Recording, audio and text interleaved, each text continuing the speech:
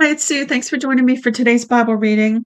I'm reading for April 1st, and it's 1 Samuel 18 through 20 today. I'm going to try to get through this today without stopping too many times because I did stop a lot yesterday. So here we are, chapter 18:1. When he had finished speaking to Saul, the soul of Jonathan was knit with the soul of David, and Jonathan loved him as his own soul. Saul took him that day and would let him go no more home to his father's house. Then Jonathan and David made a covenant because he loved him as his own soul. Jonathan stripped himself of the robe that was on him and gave it to David, and his clothing, even including his sword, his bow, and his sash.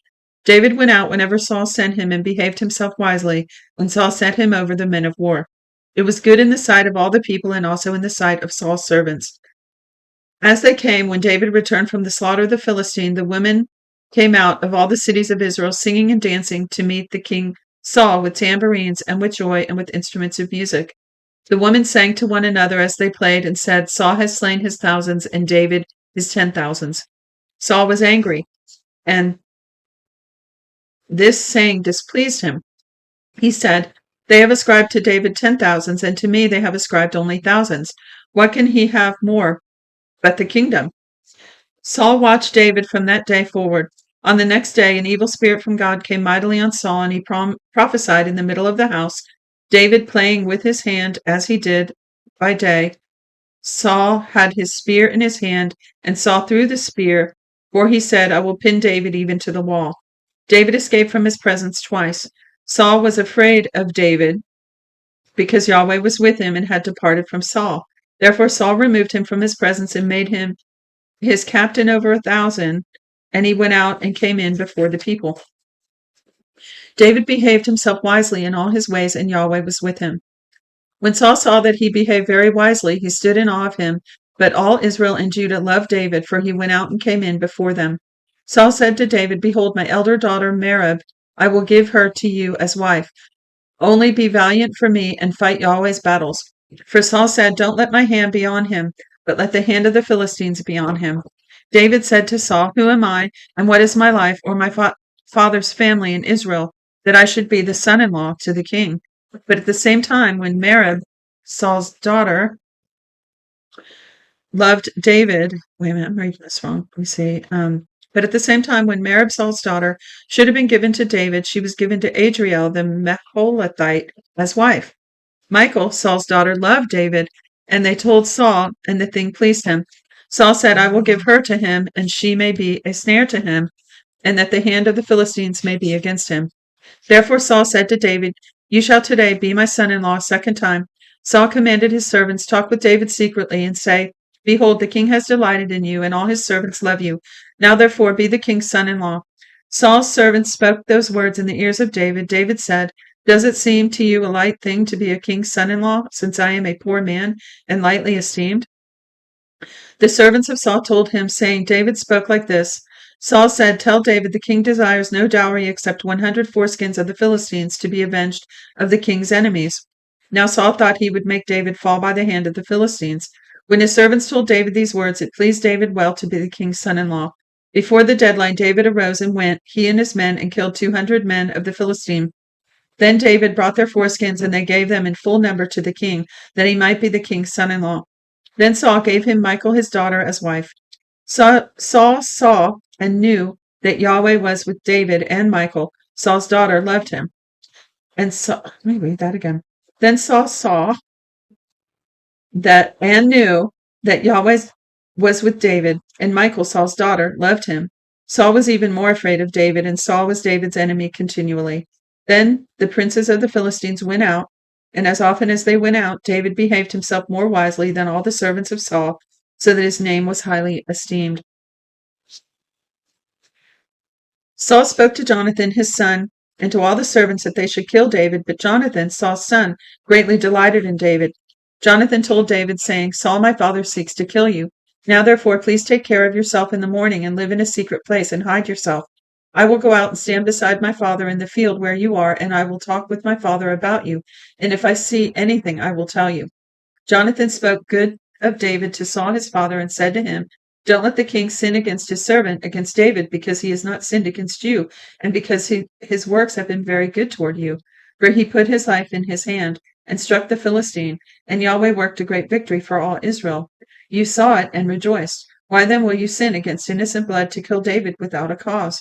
Saul listened to the voice of Jonathan, and Saul swore, As Yahweh lives, he shall not be put to death. Jonathan called David, and Jonathan showed him all those things. Then Jonathan brought David to Saul, and he was in his presence as before. There was war again. David went out and fought with the Philistines and killed them with a great slaughter, and they fled before him. An evil spirit from Yahweh was on Saul, and he sat at his house with his spear in his hand, and David was playing with his hand. Saul sought to pin David to the wall with the spear, but he slipped away out of Saul's presence, and he struck the spear into the wall. David fled and escaped that night. Saul sent messengers to David's house to watch him and to kill him in the morning. Michal, David's wife, told him, saying, If you don't save your life tonight, tomorrow you will be killed. So Michal let David down through a window. He fled away. It says he went away, fled and escaped. Michal took the teraphim and laid it in the bed and put a pillow of goat's hair at its head and covered it with clothes. When Saul sent messengers to take David, she said, He is sick. Saul sent the messengers to see David, saying, Bring him here to me in the bed, that I may kill him. When the messengers came in, and behold, the teraphim was in the bed with the pillow of goat's hair at its head, Saul said to Michal, Why have you deceived me thus, and let my enemy go, so that he has escaped? Michal answered Saul, He said to me, Let me go, why should I kill you? Now David fled and escaped, and came to Samuel at Ramah, and told him all that Saul had done to him. He and Samuel went and lived in Naioth. Saul was told, saying, Behold, David is at Naioth in Ramah. Saul sent messengers to seize David, and when they saw the company of the prophets prophesying, and Samuel standing as head over them, God's Spirit came on Saul's messengers, turn the page, and they also prophesied. When Saul was told, he sent other messengers, and they also prophesied. Saul sent messengers again a third time, and they also prophesied. Then he also went to Ramah and came to the great well that is in Secu, and he asked, Where are Samuel and David? One said, Behold, they are at Naioth in Ramah. He went there to Naioth in Ramah. Then God's Spirit came on him also, and he went on and prophesied until he came to Naioth in Ramah. He also stripped off his clothes and also prophesied before Samuel, and lay down naked all that day and all that night. Therefore they say, Is Saul also among the prophets? Last chapter. David fled from Naioth in Ramah and came and said before Jonathan, What have I done? What is my iniquity? What is my sin before your father, that he seeks my life? He said to him, Far from it, you will not die. Behold, my father does nothing, either great or small, but that he discloses it to me. Why would my father hide this thing from me? It is not so.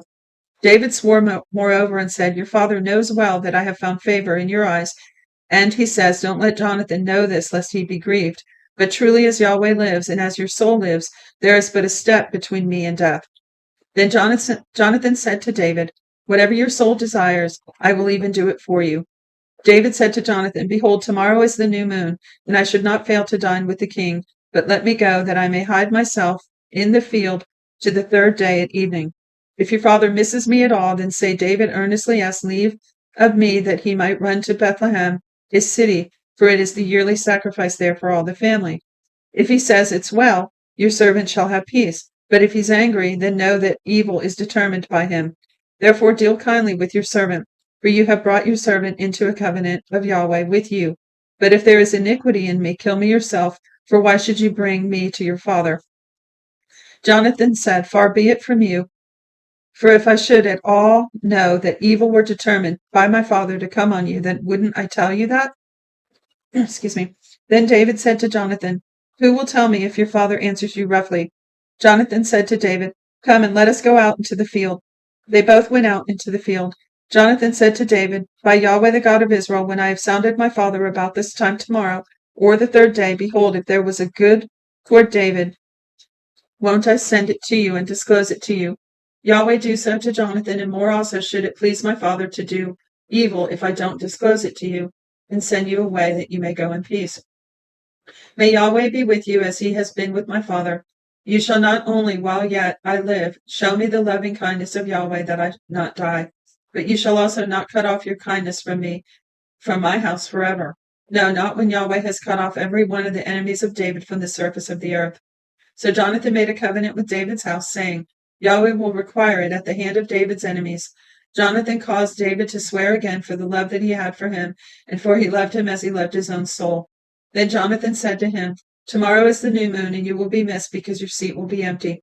When you have stayed 3 days, go down quickly and come to the place where you hid yourself when this started, and remain by the stone Ezel. I will shoot 3 arrows on its side, as though I shot at a mark. Behold, I will send the boy, saying, Go, find the arrows. If I tell the boy, Behold, the arrows are on this side of you, take them. Then come, for there is peace to you and no danger, as Yahweh lives. But if I say this to the boy, Behold, the arrows are beyond you, then go your way, for Yahweh has sent you away. Concerning the matter which I have spoken of, behold, Yahweh is between you and me forever. So David hid himself in the field. When the new moon had come, the king sat himself down to eat. The king sat on his seat, and as at other times, even on the seat by the wall. And Jonathan stood up, and Abner sat by Saul's side, but David's place was empty. Nevertheless, Saul didn't say anything that day, for he thought, Something has happened to him. He is not clean. Surely he is not clean. On the next day after the new moon, the second day, David's place was empty. Saul said to Jonathan his son, Why doesn't the son of Jesse come to eat, either yesterday or today? Jonathan answered Saul, David earnestly asked permission from me to go to Bethlehem. He said, Please let me go, for our family has sacrifices in the city. My brother has commanded me to be there. Now if I have found favor in your eyes, please let me go away and see my brothers. Therefore he has not come to the king's table. Then Saul's anger burned against Jonathan, and he said to him, You son of a perverse, rebellious woman, don't I know that you have chosen the son of Jesse to your own shame and to the shame of your mother's nakedness?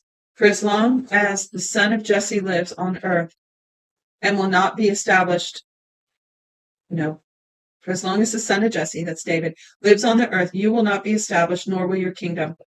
So in other words, he's saying if David becomes king, you'll never inherit the kingdom. Jonathan doesn't care about that because he recognizes that God has anointed David already. So next verse, Therefore now send and bring him to me, and he shall surely die. Jonathan answered Saul his father and said to him, Why should he be put to death? What has he done? Saul cast his spear at him to strike him.